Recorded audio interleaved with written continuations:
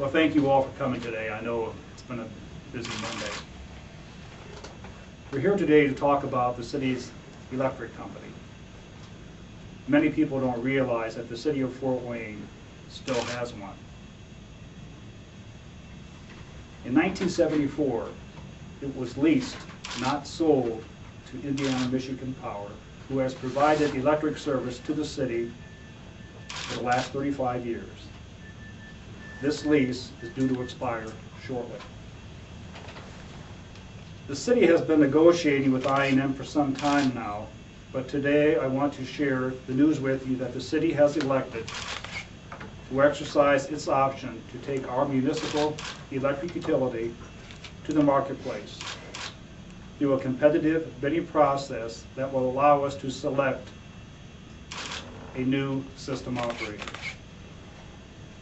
Our current electric utility lease represents 33,000 valuable customers, as represented by the yellow area map of our entire city. They are a significant city asset, and the city of Fort Wayne should be compensated fairly for them. As the steward of this asset and the CEO of the city of Fort Wayne, it is my duty to secure the best possible deal for our electric utility operator. And in these economic times, our citizens need someone who will fight for them. We had hoped to be able to continue to work with I&M, and we'll be open to continue discussions with them.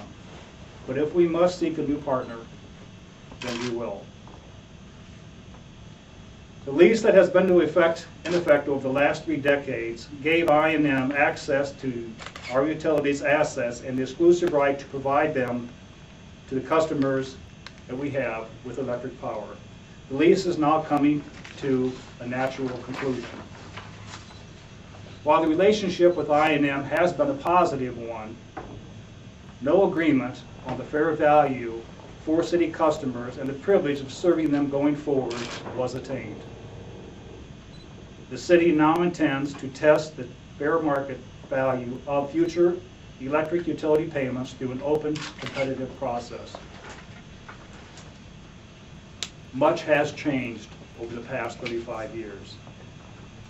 By openly bidding the electric system's operation, we will ensure high-quality service and an equitable long-term return on our investment. This is a financial decision that's in the best interest of ratepayers and taxpayers. It is also a very good, thorough decision that I feel was based upon facts and figures that were made available to us. I&M has been a good partner, but I cannot allow our citizens of Fort Wayne to be shortchanged on the legitimate value of a major asset. The right to serve our citizens and collect fees has real value. It is my job to make sure that the value is fair. The competitive process will help us to achieve that end. The city's next step is to obtain competitive bids for system operators, and I&M will be invited to bid. A request for information will be prepared and circulated to determine the interest of not only I&M but other power companies and service providers as well. Private-public sector partnerships are a proven model for encouraging sustainable community growth and leveraging essential resources effectively.